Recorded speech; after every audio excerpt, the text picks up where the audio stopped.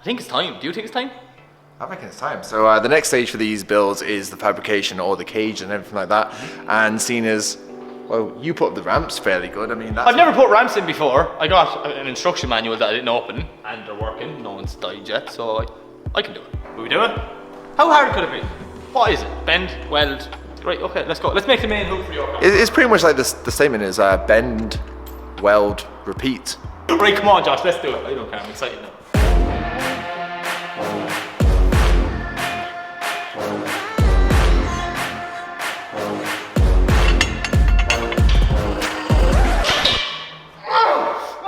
Stupid bar! Will you just bend?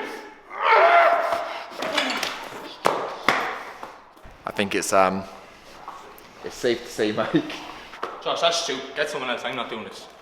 Seriously, go away with the camera. I'm not doing this. Okay, I think we need someone professional to do this now.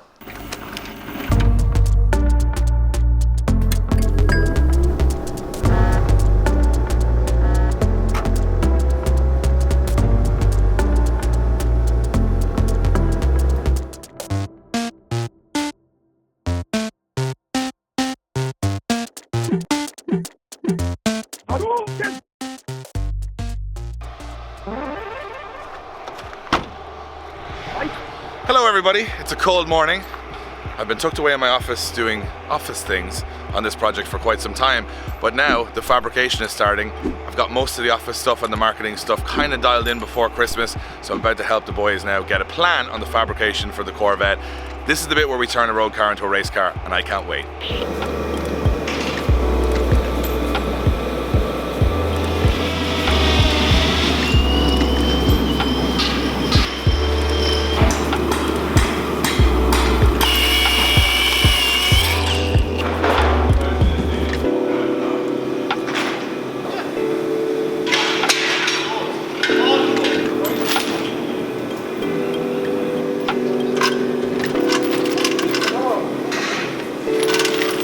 Morning, boys. Hello, good morning. Hello. Am I taking over the camera now? You can take over the camera now. Before we start this, if you see this shred video, just remind everyone that all these YouTubers in America, in Florida, and in California, yeah, we're in 1 degree here at the moment. We have Ryan Morton here. Ryan is going to be heading up our fabrication for both of the cars. As you can see, he's already jumped in and started looking at the engine on the MX-5. True straight to deep end. That's what's happening. So Ryan did all the fabrication on my old 180SX, and very interesting story is that Ryan, years ago, signed up to do a Pro Drift Superstar competition that we were running. So Ryan was a bus mechanic. He then snuck his way into a Pro Drift competition which we were running. He won the competition, he ended up competing in the championship, he ended up traveling around with the Shanahans, giving them a hand, then he ended up becoming a fabricator, and then it all comes full circle. It's all a big roundabout. Yeah, we taught him how to drift, he's now teaching us how to make the car safe, so that's how it all works. Very small world, the old drift scene. So right now we're going to, actually Josh, you're going to have to discuss what's going on with your MX-5 before we head over to the Corvette and get a plan on that, but this is where it's getting interesting, trying to put the engine of the car in and seeing how much of a ball ache it's going to be. This isn't a build of convenience, boys. This is a build of awesomeness. It's a build of thinking, that's all it is. So we're quite literally where we finished off the last episode again. But the thing is, we don't know what we're looking at. He does. Well, I hope he does, anyways. He told us he has, so it's all on Ryan. Come on, Ryan, how promising is this? A lot of faith in me, or I don't. What we really want is someone to know what they're looking at. We're begging for someone to know what they're looking at. So obviously the SR20 hasn't been put in one of these before. We're about to find out if there's a reason for that. Well, we definitely found out it's not an easy thing to do. It sits nice and far back there, though. No, it doesn't. It's not even where it needs to be. Oh, really? No. All the way, yeah. All the way back. That, when the engine's back there, that is resting on there. Yeah, that's the problem. So what we think, and Ryan may confirm or not, the turbo needs to be moved to here-ish. So you have to try and get the sump behind the rack. Is that the idea? It's looking like we're going to need a sump. Probably going to have to do a rear sump job on it. Yeah, it's very, it's going to be awkward. Yeah, we'll have to make a little bit of a tunnel for the exhaust to go down. But nothing that's undoable. Well, technically you can modify the bulkhead for a tunnel. Yeah, you just can't modify it past the windscreen line. So from here, we can't change. So we can modify. From here back, we can't change. We can modify this here. Because it is like as Okay. great as That changes. That's what we didn't know. Now that changes a lot. That it goes in. You actually go into the furthest part back on the firewall in the rule book. and that's the furthest part back. So we can actually notch that bit to allow for the housing of We that. could probably cut this bit out and make it kind of plated up and That's redo exactly the what we want here. So remember you were crying like a little girl? Told you, unnecessary. Just get the grinder. I wasn't crying. You were crying, Josh. We just stopped the camera. Don't lie. As long as your flywheel doesn't come past your windscreen line here. You're pretty okay. Be okay. Well, that's what it says in the rule book, you know. So who reads that? Exactly. What I would say is, Josh, if you could get like the printout from the rule book of that being allowed, and then put it on the windscreen. So have like the exact thing, all the text. But just on the advise windscreen. it. It's legal. It just, if anyone's asking, and then here is the rule highlighted on the windscreen. Graphics scheme. Yeah, it's built into the graphics scheme. So there can read it. And highlighter at the bottom. The whole graphic is actually the rule book. So you're ready to argue with whoever's scrutineering this car. You know what, I've been working on liveries for a few weeks. We could go back to square one here now. But the entire rule book as a sticker bomb on the car would be fantastic. That to me sounds like Hardship. you know, it sounds like hardship, but it also sounds like there's a solution. So at least we have. Well, the most A important thing I've solution. learned from It's a costly solution. It's costly, yeah. Well, no, we haven't spent anything yet. It's very cheap at the It might moment. get costly. We just also have haven't done We have to anything yet. cut some room, make some adjustments, and the then fact we can see cut how. this is massive. Like, I that didn't is think we could actually- cut this, so I was like, So you might get away with the manifold. Yeah. Maybe we'll see. We'll have to start But the trimming sump and you see how definitely will far have we to can do. go. I think the sump you can see clearly that's not going to work. we can move on, talk to scrutineers, and then come back to this once we get the Corvette done, because I think that fabrication is priority, correct? Yeah. So I think what we should do is try and get Josh on ordering parts for this to make sure that it works, and we'll jump over to the Corvette. He'll order a VA for it. He won't order a V8. I sent him to get a roof to get back with doors. You You know get, what I mean? you get an allowance, Mike. You It's get like an allowance. Jack and the Beanstalk. He's like, oh, these magic beans, Mike, they're savage. That's you, straight Jack. in. That's you. They go straight in. Just want to give a quick shout out to one of our partners here at Drift Games, Mobil 1 Oil. Mobil 1 have been on board with us for a couple of years now, and we use their lubricants in absolutely every car, whether it's a road car or a drift car. And these guys support every sort of motorsport in the world, everything from the Red Bull Formula 1 team all the way to your budget car in the driveway. So if you want your car to stay reliable, even if it's high performance or just your regular daily driver, make sure you choose Mobil 1 Oil.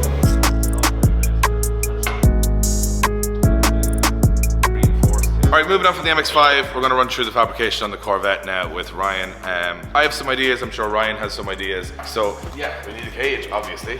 Floors are fiberglass, which is great. So we're going to have to kind of, I suppose, box up in the corners. And then from a cage point of view, obviously we want to make sure that we can still use the original roof and latches for the T-top, because that's just cool. So we obviously need that to still work, but I think they're quite high anyway, so it's not too bad. I'm obviously quite tall, so bringing them up as maximum height as possible and having the bars as close to all of the panels on the car is a big plus. I was going to go with NASCAR door bars. I think they're kind of the neatest and nicest look, I think. And then they also, I wouldn't mind them being kinked a little bit just for a little bit more room, because even though it's an American car, it's actually quite small inside for an American car. Usually they're like, the Mustang is huge. Kind of like an American version of an MX-5. They're low roofed, kind of, you know, they're a small coupe kind of thing, you know. So what we're basically looking for is a full cage on the inside, and then we run the cage through the back here. This is going to be the firewall. We're going to run the cage obviously to the back here. In the back, as Mikey has done, we've put out everything. That said, we'll probably lose this bit once we have some support bars in there. Yeah. So we're just going to run Just the top skin. the top skin, and I'd probably cut it just in case it does get a hit here, that it doesn't take the whole roof and everything and twist everything. So basically this is like the top of a clamshell essentially, and then run some bars to support this to give it some strength, because there's nothing really there. The one thing that I did have a look at, because obviously we've been doing our research on this, is that this is obviously the chassis at the back here, and this is right on the corner, so this is not where you want a chassis. Normally on a drift car you've got to hit a bit in to get to the chassis. Literally the chassis is the edge of the car. So what we're going to do is, I think, chop this. Yeah. Obviously we can chop up to the shock, but I think probably here, somewhere here is probably acceptable. Cut that, we plate it, we put a removable structure, so even if it did get a smack, you can just unbolt it and we can put another one on, or a new one, or bend it back out and stick it back on again. That would be absolutely perfect. I think that's all we really need on the back end of the car. On the front, probably not a whole lot. I mean, It's not a lot to just a bumper bar. so It's just a bumper bar off. This is all you need, just to hold up the bumper supports yourself. But we can make some sort of a Yeah, boltable structure, and we just build a frame off the front. something similar like you did in the 180 that can just be bolted off. Yeah. If it in a smash or something like that, would be perfect. Yeah, well, I find a lot in drift battles it'll be that if you do take a bang and it bends, you want it to be able to, you can take it off and still run the car. You know what I mean? That's it's not holding in. It's not holding in. It's just for a bumper, really. Yeah. Yeah, so it's not like a structural part of the car that you have to actually fix to get back out. Because in a 5 minute, you can just go bang, bang, bang, take it off, leave the bumper off, and go back out onto the track. So when the adrenaline's up, you don't care less about any of that. You're just like, get me back out there. So I think that's pretty much all the fabrication on the Corvette. I know you're going to do some fancy stuff along the way, and you're going to probably figure stuff out as you go.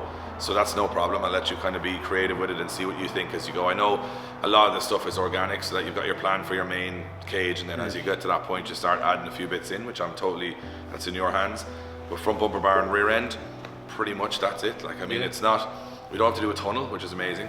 We don't have to change a whole lot structurally. It's not like any other car where we have to cut a ton of stuff out because it's already fiberglass. So it should be straightforward enough. Yeah, sure, look, I'll let you get crack on with it. I'm looking forward to seeing the progress, and let's do the straightforward car in fabrication before we get to nonsense mess over there with Josh's MX-5. And yeah, let's get to it. I'm looking forward to seeing the transformation.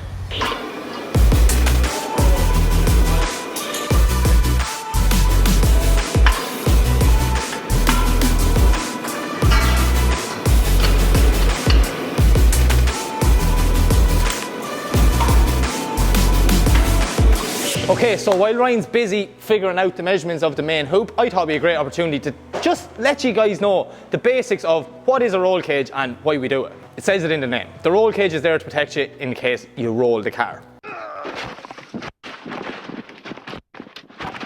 Obvious.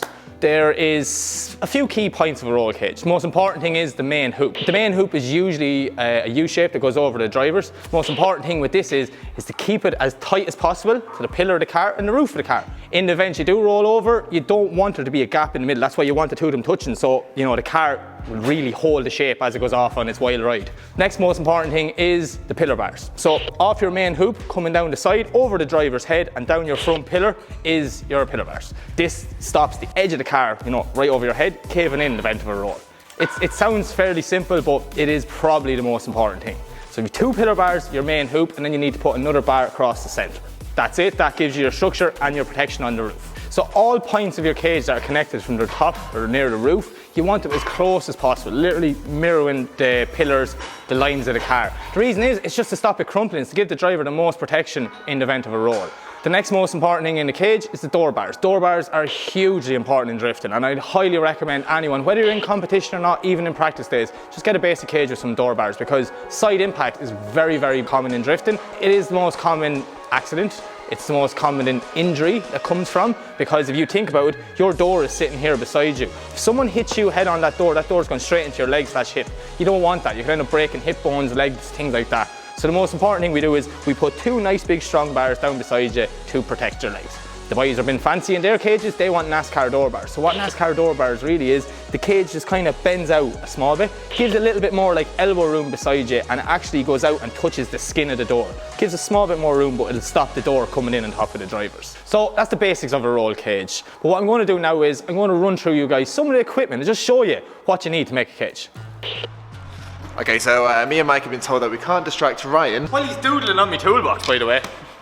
I offered him a notepad to write down. No, I'm grand, but I got some. My toolbox. Sound right? Alright, so what are we starting with? Wait, let's look through his tools. Let's just be nosy. I know that. Familiar? Yeah, I know that. That one stumped me now. I don't know, Josh. Like, should ask him what half of this stuff does? We don't know. We got told strictly we can't distract him. He's off doing his... That's a clock. with the time wrong on it, obviously, for some reason. Okay, so as stupid as we are, we do know somewhat what these things are. This is what Josh literally has been crying from the start. My car has to have these. So this is a, what do you call it, a gusset machine? Dimple die. Dimple die. So explain how this works, Mike. That's your bottom, okay? That's your top. You have to put the two of them together with the steel in between, and then you connect your bolt to screw it in. So the first thing you have to do is you have to drill your hole for your bolt, yeah? Put that underneath, you have your hole, you know? You put that on top, somewhere like that, locks in. Put your bolt in, you tighten that up. Now, this is the part that Ryan might need to correct me, I could be wrong because I've never actually done this before. You can't distract him. I think you need a press. So your sheet of metal is in here now, what we need to do. Just say yay or nay. Do I need a press, Ryan? Yeah? Yeah, see, I do need a press. And then the press pushes it down and compacts it. And the pressure actually gives you a hole. But that's actually incorrect. Good. Is it not? No. No, see the black one on top? Yeah. That coats the hole. Oh, so this just makes the shape of it. Why the f are we even doing this, Josh? He knows well more than us. No idea why we're doing this, to be honest. But we're learning. We're learning with people. This is a dimple then. You need the two of them. That gives you the shape, that cuts the hole, put in the press, done. Simple as that. And why would people do this? Just to look class. Not really, Well, Josh. there's more reason than that. It adds more strength to the panel. Why does it add more strength? Come on. I think Why it- would a circle add more strength? Well, it gives more strength because it puts a crease in it. So if you see on on this car. Hang on now. Okay, so you see like little bits like this. They had But that's not a circle to with a the hole in it. Why is it a circle with a hole that there's actually the centre's gone over? Why will that give more strength? That's the style. The style will give more strength. Yeah, give me the camera. Don't do anything. So, just so you know, a circle is actually stronger. If you cut a hole in a square, the weak points are the corner, where a circle is consistent, no corners, more strength. Okay, so we're learning actually a bit now. Okay, let's move down the levels. Right, Let's go to a new level. That's a whole on a new level that we are. I'm on a new level. Do you know what these are for? Honestly, do you know what this is for? Holding the bar in place. Right, just move your drop No, your right hand. you can. No, you're not. It goes to your nipple. It goes to your No, nipple, Josh. Mike. One goes there. That's for your right nipple. That's for your left nipple. Don't. Oh no, And wait. then- Sorry, and sorry. then- Hang on. The wrong side. There's that's Sorry, left. and That's then right. You know what these are, don't you? So these are called dies. So explain the die. You explain the die. Let's go. Come on. I'll explain the die. So that part is where the metal goes into, and then that bends the pipe around it, which we will move on to. So we'll go look at the one that's on the vendor. one right? we prepared earlier Here's one. on the vendor. Do I have permission to do this one? Permission to do this. Can I'm allowed to do this? So you put the thing in and you use this bar to slowly do it, and then you clamp with that one, and then you go again, and you bend it further, and then you clamp it there, and you just keep on doing this process till the degree which is said there, Said where? here. So that will show you the degree of the bend which you've done your drawing here to figure out, so you can see there's a 50-degree bend and a 40-degree bend, and then the measurements of... That's my secrets, my secrets. Don't give away the secrets, man. Take that That's to the vital grave. information. You know that. Take that to the grave. Do you know what, Josh? Was that alright? That wasn't bad. Let's Let's move on. Let's move on. What else do we have knocking around? Well, you may be wondering how the two pipes connect because they're both straight, and when it I just, love the way this started with me explaining the roll cage, and now it's you explaining tools you don't understand. This is what the people want. Why This don't- is what the people want, Josh. Okay. So what's this thing? Because I don't even understand this one, so bear with me. bear with me. Here's one I prepared earlier. I get worried sometimes when he looks like he knows what he's talking about. Hey, buddy. Okay. So here's some mess bends that me and you were doing, like literally just wasting steel unnecessary that Ryan already gave out to us for. Well, we had the tools, so we had to try them out. we had to do a research before we documented it. So you may be wondering how you would. So let's say that that's the pillar, Yeah. and then this is the main hoop. Yeah. I mean, I'm no genius, but that doesn't go, does it? Grind. Cut. No. But there's a more precise way to do it. Is there? Let me tell you, Mike. So you need to notch that to the same radius of that in a sort of semicircle kind of maneuver. So what you would do is use this machine. Don't know what this one is. This is attached to a vise. Ryan, what's this called? A notcher, because it's for notching. Somewhat the point of this is to cut like a semicircle out the end of the pipe, just so it fits in nicely to the other one you're welding it to. But we need a hole saw bit here because need there's a hole nothing saw there. bit. He's just going in looking for tools now. He thinks he knows. Can we use this? Today, every day is a school day, especially with Josh. Is that the right diameter now for the steel, Josh? No, I need to move this back a little bit, you know what I'm saying? And also, please tell us in the comments if this is actually useful or if we're just wasting your time and our own time. Mike, you've got the main bit. What's the main bit, Josh? Oh, the leveler. I love the way he put on the bit that wasn't straight. What are you using that for? I'm not quite sure, to be honest.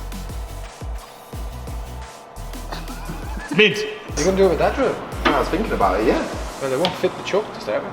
I'll get one of your drills then, bear with me. Josh, the next most important thing when you're drilling anything in this garage, what do you do? Sometimes stuff just isn't lubed just enough. So we find our friends at Mobile One, anti-friction spray does just the job. Now, all joking aside, this is very, very good for saving drill bits. Josh does not understand the term triggering a drill, and he just burns bits within seconds. So ever since we got this around, yeah, saved a lot of drill bits. Terrible voice. Doesn't look nice. Right, wait.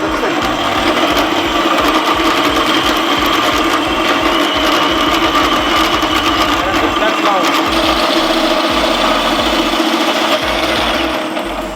Beautiful. Beautiful. Oh, shit. Now, Josh, you can just show the people what we do next. Oh, there. See, that is.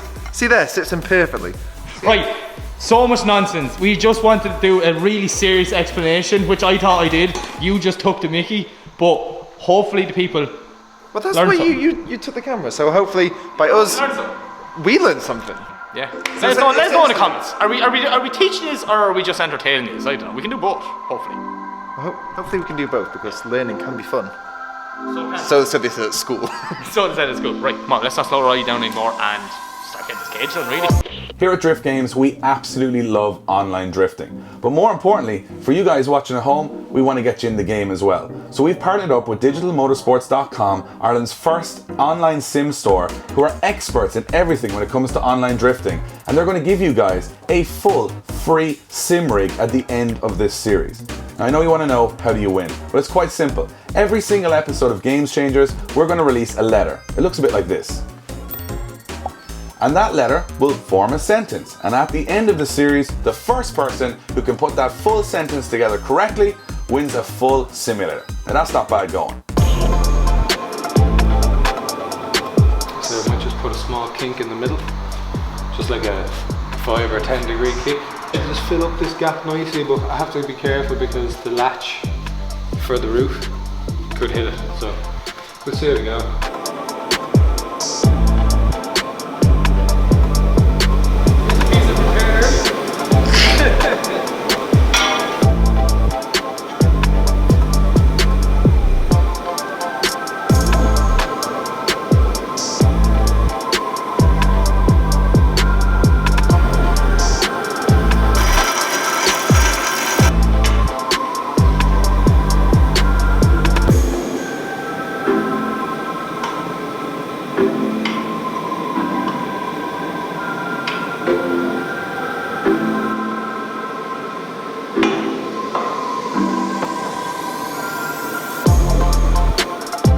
Okay, so Ryan has been busy for his first day in the shed, starting the roll cage.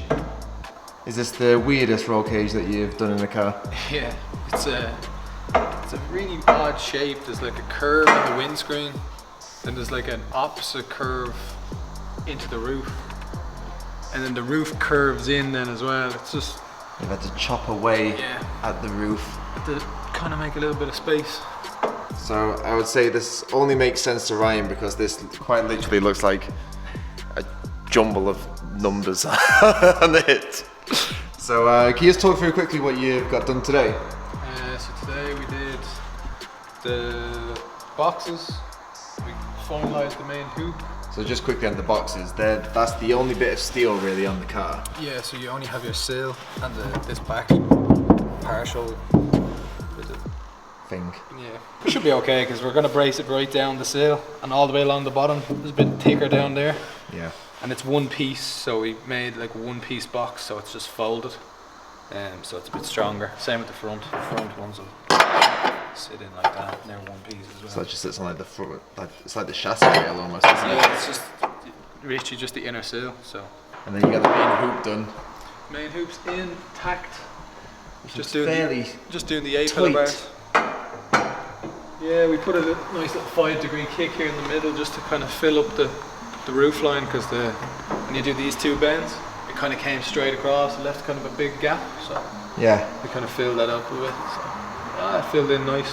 Okay, so we're gonna wrap up this episode. We're gonna let Ryan work into the late evening. Are you gonna finish this tonight? Finish it. Yeah. Nobody said anything about finish it. No, I'm not going to finish it. We've got a tight deadline here. The cage needs to be done. No, it's so over the next few days we'll be filling you in with what's going on with the cage. As you can tell, Ryan's still at it. He's going to be doing a bit more tonight. Hopefully get both the 8 millibars done.